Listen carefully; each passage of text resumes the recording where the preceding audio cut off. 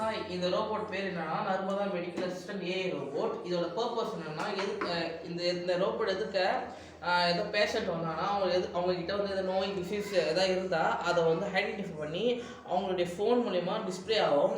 இது நாங்கள் எதுக்கு செய்யணும்னா இது வந்து நாங்கள் ஒரு ஹாஸ்பிட்டலோ இல்லை ஒரு மெடிக்கலுக்கு போகும்போது அவங்க டாக்டர்ஸ் வந்து ஏதாவது தப்பாக எழுதிட்டாங்க அப்படின்னா அவங்க மெடிசன்ஸ் எடுத்துக்கும் போது ஏதாவது விபத்து இருக்கும்.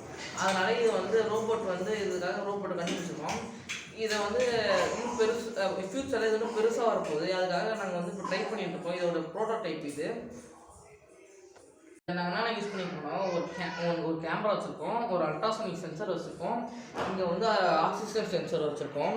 இது வந்து மானிட்டர் பண்ணுறதுக்காக இதில் நாங்கள் மானிட்டர் ஸ்க்ரீன் வச்சுருக்கோம். சிடி ஸ்கேனில் என்னென்ன ஃபங்க்ஷன்ஸ் பண்ணுமோ அது எல்லாமே இந்த மானிட்டர் மூலிமா அந்த கேமரா பண்ணும்.